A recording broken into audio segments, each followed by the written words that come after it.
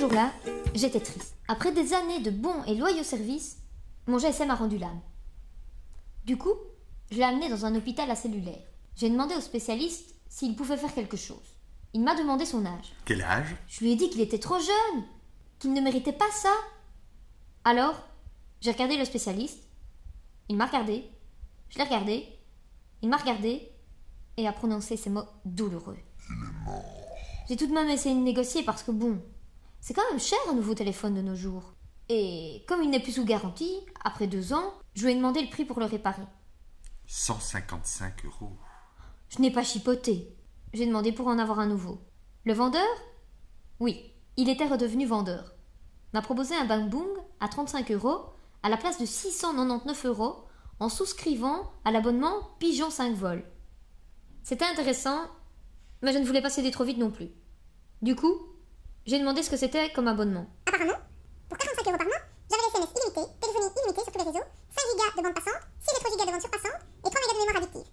Avec en plus l'appareil photo 49 pixels, la 3, 4 et 5G, le Whoopi Gospel, la radio, l'enregistreur et le double payant vers les lignes fixes. Comme je suis pas calée en technologie, j'ai pas tout saisi, mais j'ai vu que le gars attendait une réaction de ma part. Du coup, j'ai signé le contrat. Un Bang Boom pour 35 €, c'était une belle affaire. Le soir même, j'ai essayé toutes les fonctionnalités. Il était bien, mais franchement, sans plus. 2 mois plus tard, j'ai reçu la facture de l'abonnement. C'était beaucoup trop élevé pour l'utilisation que j'en avais.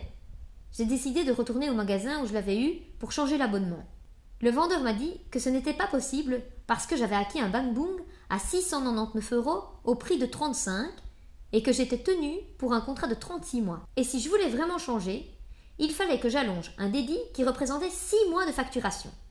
Plus le solde du portable à concurrence de 78,8% du montant total, ce qui revenait à la modique somme de 1599 €. Rien que ça. J'avais signé ce fameux contrat sans prendre la peine d'en connaître vraiment le contenu. Maintenant, je me retrouve avec un Bang Boom que j'utilise comme mon ancien GSM et une facture beaucoup trop élevée par rapport à mes revenus. Oups, j'ai acheté un nouveau GSM.